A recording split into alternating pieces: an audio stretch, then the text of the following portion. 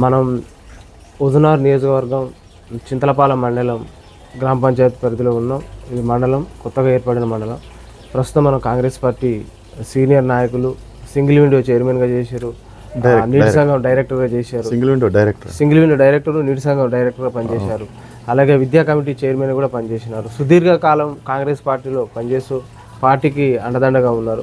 నమస్కారం సార్. నమస్తే అండి. మీ రాజకీయ ప్రస్థానం ఎప్పుడు ప్రారంభమైంది? మీరు సుదీర్ఘకాలం నుంచి కాంగ్రెస్ పార్టీలో కొనసాగుతున్నారు. ఎలాంటి పదవులు మీకు దక్కినాయి కాంగ్రెస్ పార్టీ? నేను రాజకీయంగా 1991 నుంచి పూర్తి రాజకీయంలో తిరుగుతున్నానండి. నేను అప్పుడు మా మామగారు ఉస్తాల వేరే అడిగిన ఆయన సిపిఐ కింద ఉన్నాడండి.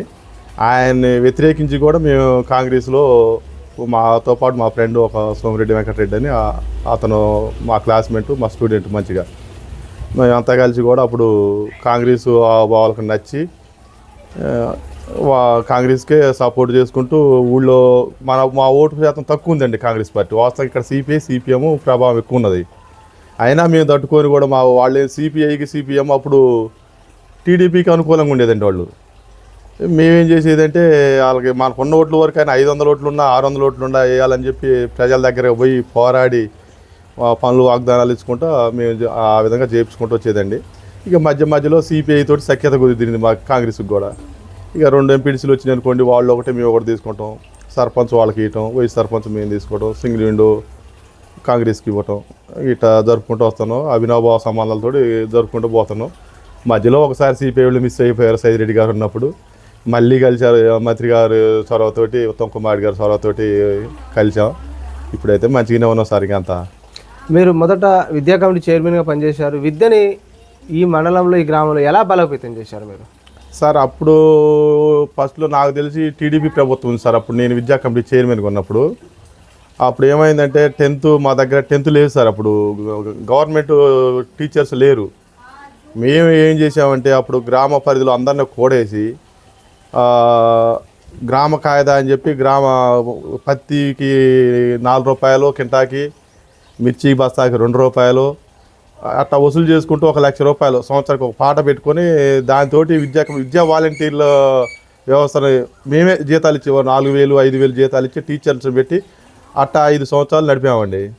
5 సంవత్సరాలు నడిపిన తర్వాత ఇక ఆల్రెడీ మామూలుగా గవర్నమెంట్ పర్మనెంట్ టీచర్లు వచ్చేసారు. ఇక అది కంటిన్యూ అవ్వకుంటూ ఇంకా అట్నే నడుస్తుందండి. ఇంకా ఇప్పుడు కూడా అది.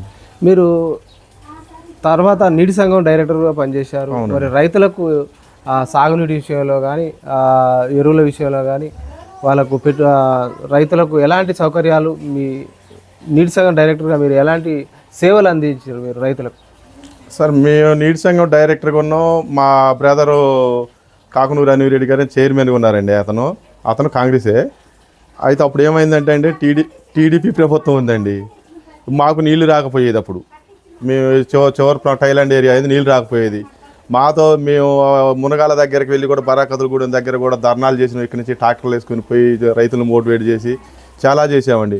మాకు సహకారంగా అప్పుడు ఉత్తమ్ కుమార్ రెడ్డి గారు ఉన్నాడు, ఎమ్మెల్యేగా ఉన్నాడండి. అతను కోదాడు ఎమ్మెల్యేగా ఉన్నాడు. అతను వచ్చి కూడా ధర్నాలో పాల్గొనేది. మీకేం బాధ లేదు, నేనున్నా అని చెప్పి ఉత్తమ్ కుమార్ రెడ్డి గారు చెప్పడం జరిగేది. ఆయన అడుగుజాడల్లో మేము కూడా నడుచుకుంటూ ధర్నాలు చేసుకుంటూ పంటలను కాపాడు కొంతవరకు సస్యశ్యామలం చేసాం. మొన్న పోయిన 10 సంవత్సరాలు టీఆర్ఎస్ ప్రభుత్వాలు కూడా మాకు నీళ్ళు ఇవ్వండి. అసలు వాస్తవంగా చాలా వరకు ఈ లిఫ్ట్ ఇరిగేషన్ ఉంది, ఉత్తమ్ కుమార్ రెడ్డి గారు ఇచ్చిండు నీళ్ళు. ఈ తర్వాత ఉత్తమ్ కుమార్ రెడ్డి గారిని నడిపిస్తాను. మళ్ళీ వచ్చిన తర్వాత 5 సంవత్సరం మాకు లిఫ్ట్ మంచిగా నడిచింది. కెనాల్ కూడా ఇబ్బంది లేదు సార్. ఇప్పుడు ఈ 2 సంవత్సరాల మధ్య అయితే మాకు ఇబ్బంది లేదు. ఇక సార్ ఉన్నట్టు కాదని మాకు కొంత శ్రమ తప్పిందండి ఇప్పుడు వాళ్ళకి. మళ్ళీ మీరు సింగిల్ విండో డైరెక్టర్గా ఉన్నారు, మీ డైరెక్టర్గా ఉన్నారు. మీ పీరియడ్లో మీరు ఎలాంటి అభివృద్ధి కార్యక్రమాలు చేపట్టారు? ఇప్పుడు లిఫ్ట్ ఇరిగేషన్ పూర్తయిందా? రైతులకు ఎలాంటి సాగునీరు అందుతుంది?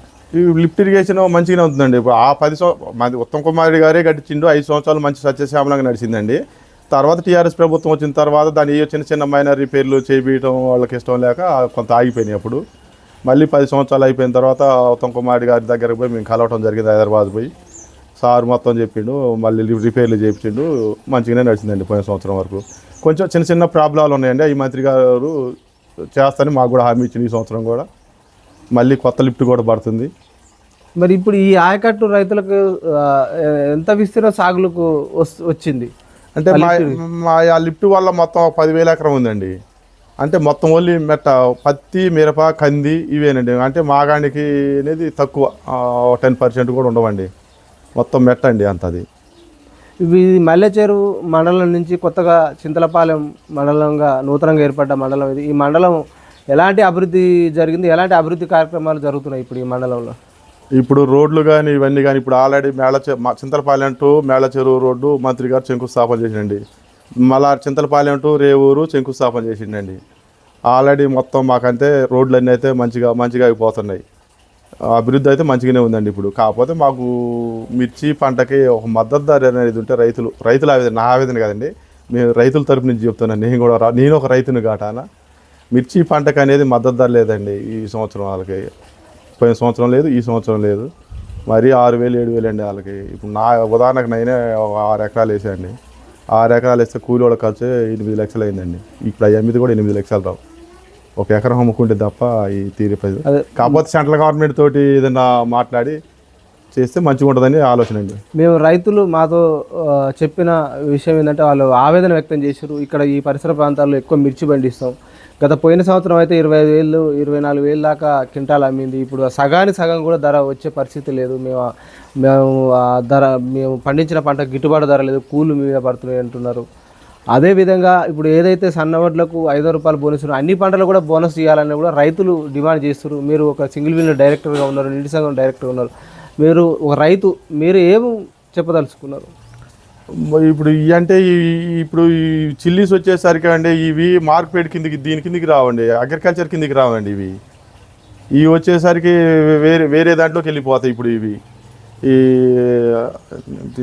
దీంట్లో నాబార్డు దాంట్లోకి వెళ్ళిపోతాయండి ఈ చిల్లీసు. దీనికి ఒక మద్దతు ధర అనేది ఏదైనా సెంట్రల్ గవర్నమెంట్ చేయాల్సింది తప్ప ఒక రాష్ట్ర గవర్నమెంట్ పరిధిలోది కాదండి ఇది. కాకపోతే కొనుగోలు చేసినప్పుడు మద్దతు ధర ఎంతో కొంత రైతుకు 1,000 రూపాయలు ఎంతో ఇస్తే ఇంకా దానికి సంతోషం అండి మన ప్రభుత్వం ఇచ్చినందుకు. కాకపోతే అది పెద్ద మొత్తంతో కూడుకున్నది కాడన మరి అది ప్రభుత్వం కూర్చొని ఆలోచన చేయాలండి, రైతులతోటి కూడా ఆలోచన చేయాలి. సన్నవడ్లకి 500 ఇస్తే చాలా సంతోషం అండి. ఇప్పుడు రైతులందరూ కూడా ఇవాళ 2,300 మద్దతు కింటాకి ఉందండి. సన్నవడ్లకి 500 మన ప్రభుత్వం బోనస్ ఇస్తుంది. చాలామంది సంతోషంగానే ఉన్నారు. దానికి వడ్ల గురించి అయితే ఇబ్బంది లేదు రైతులు ఎక్కడ కూడా. మేము ఆల్రెడీ మా కోఆపరేటివ్ నుంచి కూడా కొనుగోలు కేంద్రాన్ని ప్రారంభించినాం. ఇక్కడ కూడా కొనుగోలు చేసి పంపిస్తూనే ఉన్నాం. మంచిగానే ఉన్నాయండి. కాదు ఇక్కడ ప్యాడీ తక్కువ అండి, ఇక్కడ అంతా పత్తి మిర్చి. గత 10 ఏళ్ళ బీఆర్ఎస్ పాలన ఎలాంటి అభివృద్ధి జరిగింది? అభివృద్ధి ఏం లేదండి. వాళ్ళు చేసింది అభివృద్ధి అయితే ఏం లేదు. అభివృద్ధి లేదు, పాడలేదు. ఎవడన్నా అంటే కేసులు పెట్టడం, తన్నీయటం, గుద్దీయటం. ఇక మాలాంటి కార్యకర్త కూడా ఆ పోలీస్ స్టేషన్ కడిగి పోవాలంటే భయపడుకుంటారు. మామూలుగా ఉండేది. ఎవడన్నా ఇంకా పక్క మానోడు అంటే అరే నొన్నాళ్ళు ఆగురా నాయన, ఈ మన ప్రభుత్వం వచ్చిందా కావుదా అనుకుంటున్నాం. అట్లా జరిగిందండి. గత ప్రభుత్వంలో ఉన్న మాజీ ఎమ్మెల్యే ఓడిపోవడానికి కారణం ఏంది? కారణం ఏమన్నా? భూ కబ్జాలు అండి. వాళ్ళకి రెండోదే ఉండదు. భూ కబ్జాలు, దౌర్జన్యాలు, అంతే. వాళ్ళు ప్రస్తుత కాంగ్రెస్ పార్టీ 6 గ్యారెంటీలు అధికారంలో వచ్చింది. ఎలా 6 గ్యారెంటీలు అమలు అవుతున్నాయి? ప్రజల్లో స్పందన ఏ విధంగా ఉంది? ఫ్రీ బస్ అనేది సక్సెస్ అండి. ఫ్రీ కరెంటు 200 యూనిట్ల కరెంటు అది సక్సెస్. ఇప్పుడు సన్న బియ్యం అనేది సూపర్ హిట్ అండి. అసలు దాంట్లో తిరుగులేదు. ఇంకా దానికి అలాగే అప్పుడు రాజశేఖర రెడ్డి గారు ఆరోగ్యశ్రీ ఎలా పెట్టిండో ఇది వరకు శాశ్వతంగా రేవంత్ రెడ్డి గారు, ఉత్తమ్ కుమార్ రెడ్డి గారు దీన్ని చరిత్రలో నిలిచిపోతారు. దీన్ని ఎవరు అబ్జెక్షన్ చెప్పేది కాదు. కాకపోతే ఏమైందంటే ఇంకా కొంచెం ఈ రుణమాఫీలు అనేవి పూర్తి స్థాయిలో కాలేదండి. చెప్పుకోవటానికి ఇప్పుడు మావి కూడా కాలేదండి.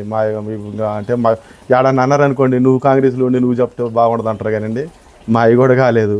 అదే మేము వస్తుంది రైతుల వాయిస్ తీసుకున్నాం. రైతుల ప్రజా వాయిస్ తీసుకుంటే వాళ్ళు కూడా 2 లక్షల మధ్య పూర్తిగా కాలేదు. కొంతమందికి బోనస్ కూడా పడలేదు అంటున్నారు. మరి దీనిపై మీరు ప్రభుత్వం దృష్టి తీసుకుపోతున్నారా, మంత్రి గారి దృష్టి తీసుకుపోతున్నారా? మేము ఆల్రెడీ మంత్రి గారికి 2 సార్లు కలిసి చెప్పామండి. మేము మా గ్రామ శాఖ అధ్యక్షుడు, మా శాఖ అధ్యక్షుడు అందరం కలిసి చెప్పాము. ఇక రుణమాఫీ అనేది కష్టం అన్నట్టుగా సార్ చెప్తుండే. ఇంకా అయిపోయినట్టు లెక్క వేసుకోవటమే మనం అని చెప్పి అంటాడు సార్. ఇంకా మేము ఇంకా ఆయన దగ్గరికి మనం అంత ఇదిగా మాట్లాడలేము. ఇప్పుడు ఈ నియోజకవర్గం మంత్రిగా సీనియర్ నాయకుడిగా ఉన్నారు, ఎలా అభివృద్ధి చెందుతుంది? అభివృద్ధి వరకు నిమ్మరవన్ అండి. 100కు 100% అభివృద్ధి జరుగుతుంది. కాకపోతే ఏంటంటే ఈ రుణమాఫీ అందరికి కాలేదని ఆవేదన చాలా మందిలో ఉంది. కొంచెం రైతు బంధువు కూడా అందరికి పడలేదండి. కొంతమందికి పడ్డాయి, కొంతమందికి పడలేదు. 4 ఎకరాలు 3 ఎకరాల వరకు. అది కూడా పడితే బాగుంటుందండి. ఇప్పుడు ఇది భూభారతి కొత్త పోర్టల్ తీసుకొచ్చారు. భూ సమస్యలు గత ప్రభుత్వంలో భూ సమస్యలు అయినాయి, కబ్జాలకు గురైనాయి, భూములని ఆక్రమణలకు గురైనాయి, కొత్త చట్టం వచ్చింది. ఈ చట్టం ద్వారా రైతులకు మేలు జరిగే అవకాశాలు ఉన్నాయా? ఈ చట్టం వల్ల రైతులకు ఎలాంటి ఉపయోగాలు ఉన్నాయి? అధికారులు కరెక్ట్గా అమలు జరిపితే మేలు జరుగుద్దండి. అధికారులు ఏమన్నా లోపాలు పెడితే దాన్ని ఎవరు మంత్రి గారు కానీ మేము కానీ సరే వాళ్ళ దృష్టికి తీసుకోవాలా. ఆ చట్టం అయితే వరకు, పోర్టల్ అయితే వరకు మంచిదే సార్. అది వరకు రైతులకు ఉపయోగపడేది. ఇప్పుడు ఎందుకంటే దాంట్లో పెట్టిన ఆప్షన్స్ అన్నీ చూసాము మేము కూడా, అవన్నీ రైతులకు ఉపయోగపడేవి. స్థానిక సంస్థల ఎలక్షన్ నుంచి 15 నెలలు కావస్తుంది. స్పెషల్ ఆఫీసర్ పాలన అంటున్నారు ప్రజలు. స్పెషల్ ఆఫీసర్ ఎవరో మాకు తెలియదని అంటున్నారు అక్కడక్కడ మేము ప్రజలను అడిగిన క్రమంలో. దానివల్ల గ్రామాల అభివృద్ధి కుంటుపడిపోయినాయి, కేంద్ర నిధులు కూడా రావట్లేదు అంటున్నారు. మరి ఎక్కడ జాప్యం జరిగింది? ఇప్పుడు స్థానిక సంస్థల ఎలక్షన్ నిర్వహించే అవకాశం ఉందంటారా? స్థానిక సంస్థలు నిర్వహించవచ్చండి, కానీ ఇప్పుడు ఈ కొంత జనాలలో రుణమాఫీ కాలేదు అది ఇది అనేది ఉంటుంది. అందరూ దానికోసం చూస్తారు. అవి కొంచెం విడుదల చేసిన తర్వాత పెడితే మంచిగా ఉంటుందని మా అభిప్రాయం. మీరు ఫైనల్గా ఈ గ్రామ ప్రజలకు ఏం చెప్పదలుచుకున్నారు? అంటే గత 10 ఏళ్ళ బీఆర్ఎస్ పాలన, ఇప్పుడున్న కాంగ్రెస్ పాలన తేడా సార్? ఇప్పుడు ఇది వచ్చి కాంగ్రెస్ ప్రభుత్వం వచ్చి 2 సంవత్సరాలు అయింది సార్. ఆ ఖజానా మొత్తం ఖాళీ చేసిపోయింది. అభివృద్ధి పనులు చేయాలి ఎంతో అనుకుంటాం. మన ఇంట్లో ఒక పెళ్లి చేయాలనుకున్నా కానీ అరే మనం మంచిగా పెట్టాలా, మంచిగా చేయాలనుకుంటాం. కాకపోతే ఏమైందంటే డబ్బులు పెట్టాలని ఉంది కానీ మొత్తం కూడా అప్పు చేసిపోయారు కాడన. కొంచెం ఇవన్నీ సమకూర్చుకోవాలని కొంత టైం పట్టుద్ది. మనకి ఇంకా టైం వచ్చేసి 3 సంవత్సరాలు ఉంది కాబట్టి 3 సంవత్సరాల్లో పనులన్నీ కాంగ్రెస్ ప్రభుత్వం చేస్తుంది. మీరు ఎటువంటి తొందరపడాల్సిన పని లేదు, అపోహపోవాల్సిన పని లేదు. 3 సంవత్సరాల టైం ఉంది కాబట్టి అన్ని పనులు అయితే మేము భావించి మేము కూడా ప్రజలకు అదే చెప్తున్నాం సార్. మనకి ఇంకా 3 సంవత్సరాల పీరియడ్ టైం ఉంది. మనకు అయిపోయింది కూడా. వచ్చిన ఒక 6 నెలలు మనం ఎన్ని ప్రభుత్వం ఫైల్స్ అన్ని చెక్ చేసుకోవడమే సరిపోయింది కాటాన. మనకి ఇంకా టైం ఉంది కాటాన. అయితే అని చెప్పి ఇందిరా మిల్లు కానీ అన్నీ కూడా అయితే అని చెప్పి మేము ప్రజలకు చెప్తున్నాం సార్. సార్ ఇక్కడ స్థానిక ప్రజలు చెప్తున్న మాట ఏంటంటే, ఉత్తమ్ కుమార్ రెడ్డి గారు పీసీసీ అధ్యక్షులుగా పనిచేశారు, ఇప్పుడు మంత్రిగా చాలా శాఖలో పనిచేశారు, సీనియర్ నాయకుడు. మేము ముఖ్యమంత్రి అవుతాం అనుకున్నాం కానీ ఎక్కడ మరి ఏం జరిగిందో తెలియదు కానీ కాలేకపోయిండు. ఇప్పటికైనా అయితే బాగుండని ప్రజలు ఆవేదన వ్యక్తం చేస్తున్నారు సార్. మరి సార్ ఇప్పుడు ఆ విషయం మా స్థాయిలో మేము చెప్పేది కాదు సార్ ఇది. ఎందుకంటే పైన రాహుల్ గాంధీ గారు ఉన్నారు, సోనియా గాంధీ ఉన్నారు, మల్లికార్జున ఖార్గే గారు ఉన్నారు. అది ఎందుకంటే ఇక్కడ మనది ఒక జాతీయ పార్టీ సార్. ఇది ఒక జాతీయ పార్టీలో ఓటరు చేసేది కాదు. జాతీయ పార్టీ కాటన అన్ని 32 జిల్లాలు ఉన్నాయి కాటన అన్ని జిల్లాల పీసీసీ అధ్యక్షులు కూర్చొని మల్లికార్జున ఖార్గే గారు జాతీయ అధ్యక్షులు కార్యదర్శి అందరూ కూర్చొని చేసేసారు. అయితే ఉత్తమ్ కుమార్ రెడ్డి గారు సీఎంగా అయితే మాకు సంతోషం. మా కాన్స్టిట్యూషన్ నుంచి అయింది కాబట్టి మాకు సంతోషంగానే ఉంటుంది. ప్రజలు చెప్తున్నమాట. అవును, ప్రజలు సంతోషంగానే ఉంటుంది కదా. కాస్త అది మేము చేసేది కాదు కదా సార్. ఇప్పుడు ఓట్లు వేయటం వేయటం వరకు మా బాధ్యత. అది మంత్రిగా తెచ్చుకునే బాధ్యత సారు బాధ్యత. అది హైకమాండ్ కాడి నుంచి తెచ్చుకునే సారు బాధ్యత. అది మేడం గారి బాధ్యత. అది అంటే సార్ ఇప్పుడు ఉత్తమ్ కుమార్ రెడ్డి సార్ ముఖ్యమంత్రి పదవికి అర్హుడా కాదు? అర్హుడే సార్, దాంట్లో ఇబ్బంది లేదు. పక్కా అర్హుడు సార్ వాళ్ళకి. సో ఫైనల్గా మీ గ్రామ ప్రజలకు ఏం చెప్పదలుచుకోరు? కాంగ్రెస్ పార్టీ ఇచ్చిన వాగ్దానాలు అన్నీ అమలు చేస్తుంది. ఇంకా 3 సంవత్సరాల టైం ఉంది. ఏమాత్రం ఇబ్బంది పని లేదు. కాంగ్రెస్ ప్రభుత్వం మనకు తోడుగా ఉత్తమ్ కుమార్ రెడ్డి, పద్మావతి గారు ఉన్నారు, మనకు రేవంత్ రెడ్డి గారు సీఎంగా ఉన్నారు. ప్రపంచ బ్యాంకు నుంచి ఎక్కడి నుంచి నిధులు తీసుకొచ్చారు. మనకు అన్ని అభివృద్ధి కార్యక్రమాలు 3 సంవత్సరాల్లో ఇందిరా మిల్లు కానీ రోడ్లు కానీ అన్నీ క్లియరెన్స్ చేస్తారని మేము గ్రామ ప్రజలకు మా కాంగ్రెస్ పార్టీ తరఫున అందరికీ తెలియజేస్తున్నాం. Okay sir, thank you sir. చూస్తూనే ఉండండి మీ Telugu TV. Thank you sir.